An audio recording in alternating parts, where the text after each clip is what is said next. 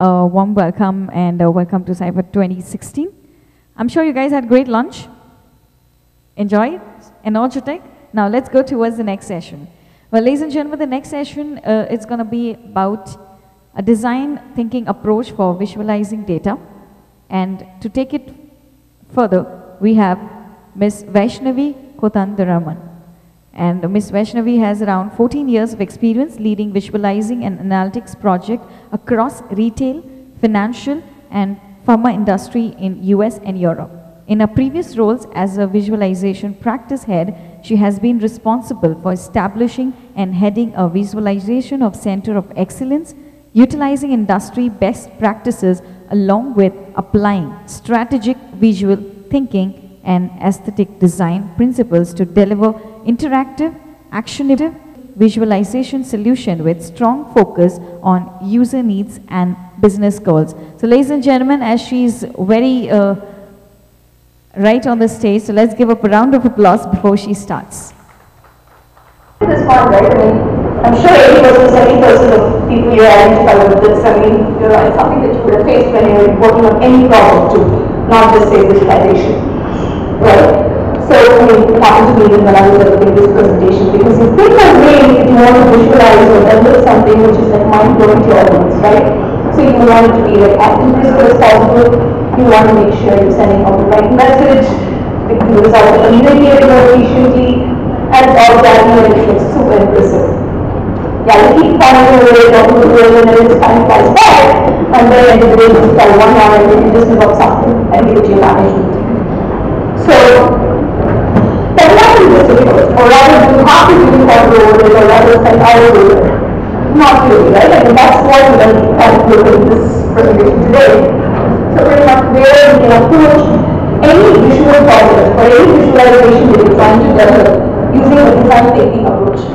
It is not, I'm not saying that it's going to be like, make it easy or it's going to be like a magic wand. But at least it's going to make the things simpler. So what can you use to add as a starting point to this whole visualization process?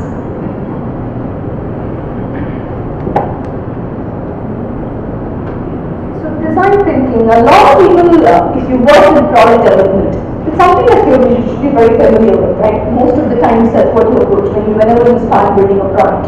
You always think about it from a design thinking approach. How do you make sure that it meets the user needs and all of that? From IDEO, where it talks about design thinking being a human-centric approach to innovation that draws from the designer's toolkit to integrate the needs of people, technology, and business success. So what exactly is this, right? So IDEO is actually a global design firm that's based out of the US. So they actually specialize in design thinking, and they help a lot of companies innovate and grow using this approach. And it's not just visualization, but any product development too.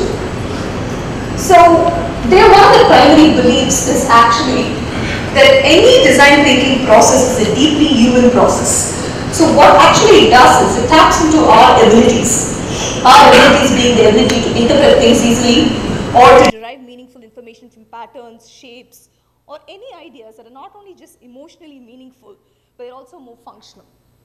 So it's very important to understand this approach, because all the time we always think about rational thinking, analytical thinking, but we forget the human aspect of any of this. And designing a visualization is actually primarily around that, and that's what we're going to see.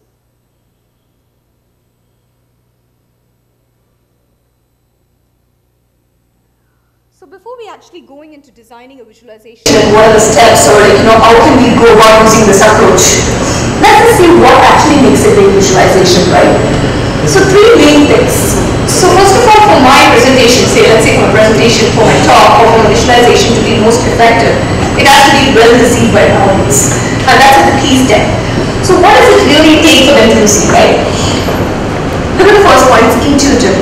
So when I say intuitive, right, people really have to look at a visualization and have a takeaway message on their own. If you are trying to guide them, or if you have to explain your visualization, it's not going to be really helpful, especially imagine an offline presentation. You're not going to be there, your audience is going to be driving the whole process of interpreting a visual of anything. So the first and foremost step is being intuitive. Next is engaging.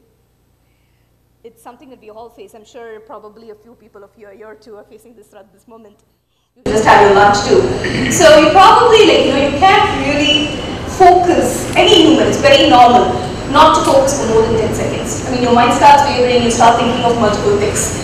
How do you keep your audience engaged using your visualization, where we actually kind of, go into it, get the details, or rather dig deeper, try to kind of, play around with it, get more insights. How do you really make sure that it engages your audience and keeps them glued to what you're presenting?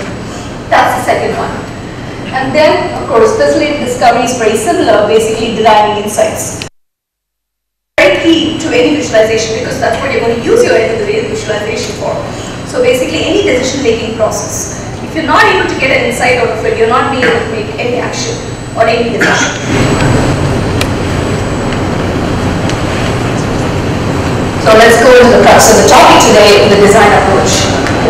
Since I thought we need a lot of charts and graphs instead of having the regular bullets, we're going to just say what's the 5-step approach. Let's just put this in a visual. So here you have a 5-step approach. So what you see here is primarily the first step being understanding your goal.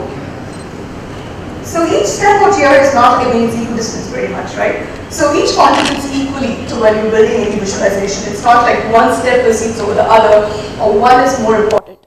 So each one of these steps is something that's going to be very important when you start thinking your design. So first is understanding your goal. So it's not your personal goal or anything here, right? So it's primarily what the vision of it. We are of course going into the details in the next few slides. This is just to give you what the steps are. Then, knowing your data. The biggest challenge a lot of times I see whenever I deal with my teams, right? The differentiation between even various kinds of data, be it qualitative or quantitative, that's itself a challenge. And if you're not able to differentiate and kind of see where what plays in, it's very difficult to kind of see which chart is going to be best suited or which colors are going to be best represented or any of that. So knowing data is essential, be it for visualizing, choosing your charts, choosing your colors, or conveying your message. So that's kind of the core. Next, noise from your visualization, declutter it.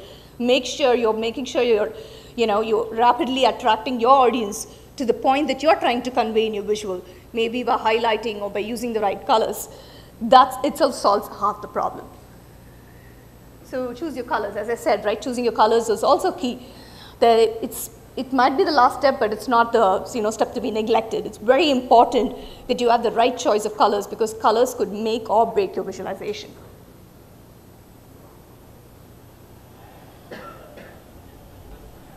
So yeah, so let's go into a little bit of the details of the first step about knowing the goal that we want to achieve. So as I said, right, there's only two things a visualization can achieve. Either you want to explain, you want to convey a message to your audience, or maybe not. Then it could be probably more of an exploration, where you want the user to find some insights from your visualization. It could be either of that. So it depends what you want to convey. So that's something you need to know when you start off, as soon as you start thinking, oh, I need to build a visualization. So that's the first step. So I'm going to have this presentation a little interactive, so I might be asking some questions where you need to probably raise your hands and stuff like that. Is a Google map. So that's more of an interactive map. So where you kind of, right now I've mapped the distance between Jigsaw Academy and the Cafe Coffee Day closest. So how many of you think the one on the left is explanatory?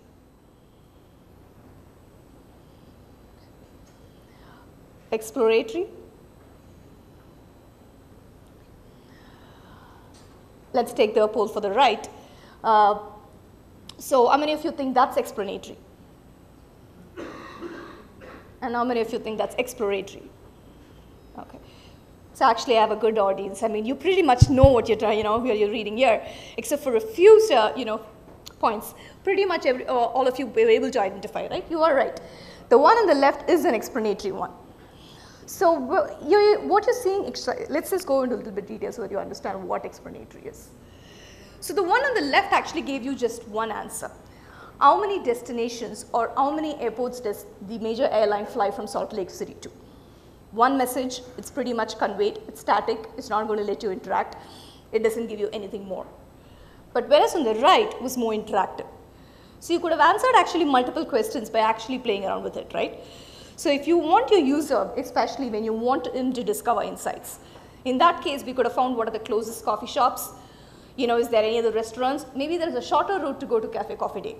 Multiple questions, multiple answers, right? So that's where exploration comes into play.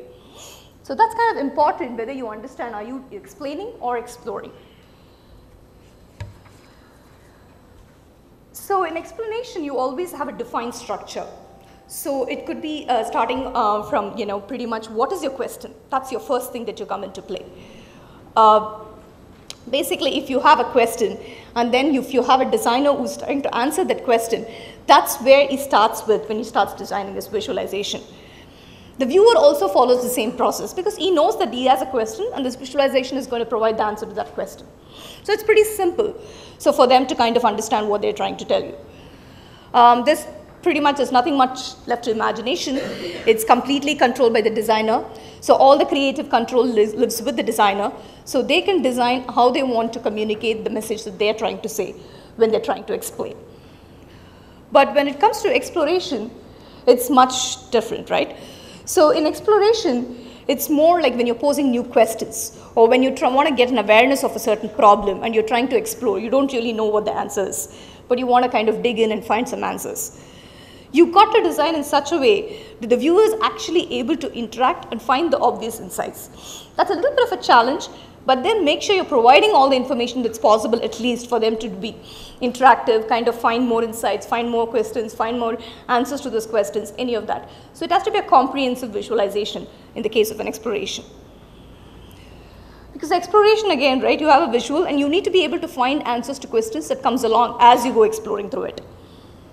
So yeah, so these explanation again, you know, if you could think of a typical use case, especially when you need to answer a question, say, let's, how much revenue did I do last quarter? Or let's say I need to communicate information, am I doing fine? Or like, you know, if it's just even supporting a business decision.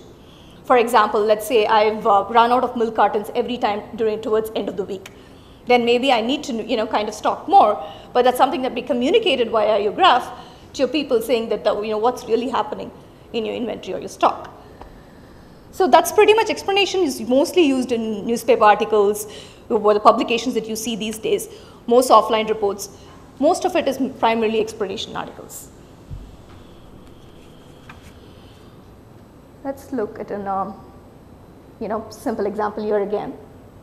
Now I think I should probably get a more accurate answer. So would you say this is explain or explore? Explain hands up. Okay, explore. Okay. So what it's actually telling you, the quarterly revenues for the last 2 years for a company XYZ was 300 million, 260 million, 310, 330, 345 and 360 with a significant drop in the second quarter and then steadily increasing over the next few quarters. It's actually answering just one question, right? How is the revenue growth doing? So it's pretty much explanatory. So you have one question and you have an answer to it, and that's pretty much what you can see in this, and there's nothing more that you could actually derive from this one.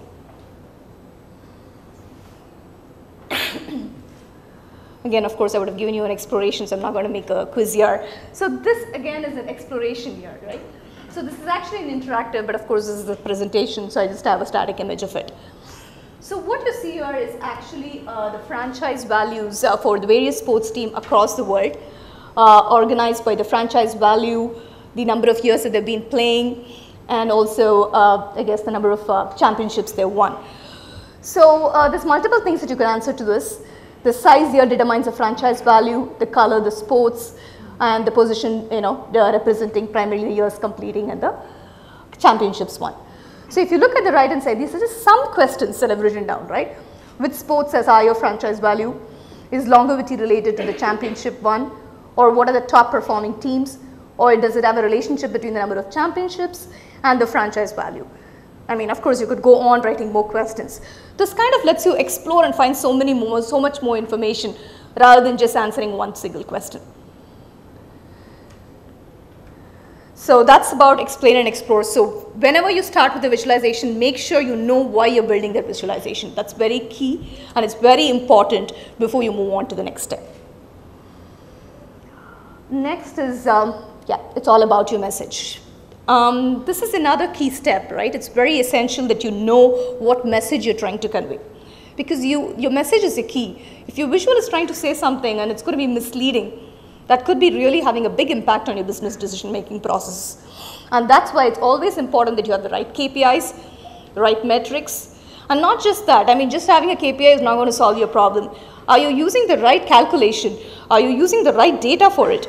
Or are you even giving a complete picture? You could give them one KPI and it's probably just partial data, but actually something else is happening. So it's very important that your complete story actually takes into account all of these. So I'll give you a couple of examples when what I'm talking about here. Take a look at this graph. What's your first instantaneous reaction, right? In the first 2 seconds, your reaction would be, oh, it's great, going great. It actually takes some steps to fix the situation or anything. And imagine presenting that to your manager and you're trying to ask them, oh, you know what, we're doing well, there's nothing need to be taken, we can just sit back and relax. And actually what is happening in the background is that the monthly sales is actually going down. So the message that you've actually tried to convey here is being incomplete because you've given them a false hope or information that actually has caused some business impact. So it's important to know what metric you're trying to actually represent in your visual because at the end of the day, all they look at is a visual. I mean, you could say, oh, that's not my problem, oh, I just have these, this is the data that's available, but make sure if you're going to be using a visual to communicate, do you have all that you need to communicate in the right manner? That's essential. Yeah, of course, you know, somebody could argue, oh, maybe that's what I want to present and that's what I'm going to show you in the next example. This is a real example. This is, you know, from the Apple's presentation to the public. Very similar example. So this is Tim Cook's example where he was presenting this because this is what he wanted to actually present, that the sales is doing great. And most people might think, oh yeah, it is because the cumulative sales is up. It's Apple, of course, everybody buys Apple products. What else can be going wrong, right? There was a lot of controversy around this topic. And somebody else tried to map the real data onto the cumulative sales. If you look at it, actually the quarterly sales were dropping. So, I mean, did Tim Cook really want to present that? Maybe he did. In his presentation, maybe that's what he wanted to give because this was a public release and that's probably what you want to make sure that your audience feels good. So it really depends again, what kind of a presentation, where are you presenting? So the message has to be catered based on your audience. And I'm not saying, you know, you fake your information, but make sure it's contextual and it's related to what it is.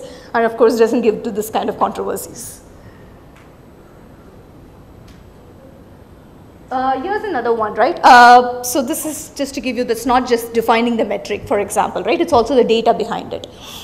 So there was a very interesting scenario where there was, you know, not related to this chart here, but a company based out of Europe, a retail company, which is primarily selling products to only within their region. But they've done something really good about their SEO. So they were actually attracting a whole lot of users to the website, be it from anywhere across the world. And they have a weekly or a monthly dashboard, which actually shows them the conversion ratios. And their conversion ratios were terribly low.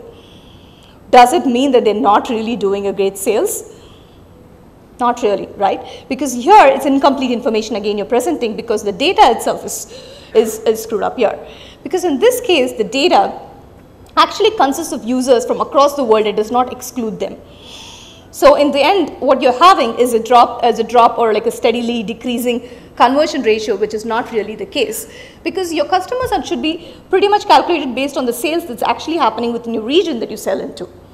So if you're actually eliminated or rather showed that the conversion ratio is actually, you know, because of customers that are also probably located outside, that would have made a lot more sense and probably not been shocking to the management.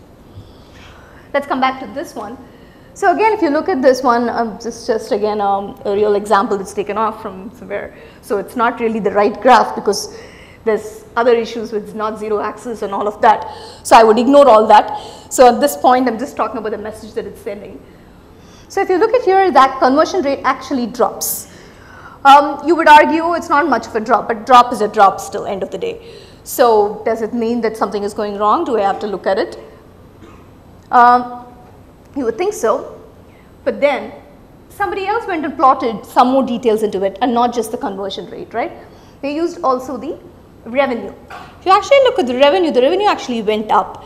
The conversion rate went low. There could be multiple factors, right? It could be maybe your organic customer, again, the visits are probably much higher, that actually led to a good customer presence, leading to more, valuable, more purchases that are more actually adding value to your, revenue, rather than just visitors coming in and, going out. So it could be that, or it could be maybe a target. There was an ad that was running that was directing all the customers to your website, but they were not really looking to buy anything. It could be multiple reasons. But at the end of the day, it's important to give them a complete picture.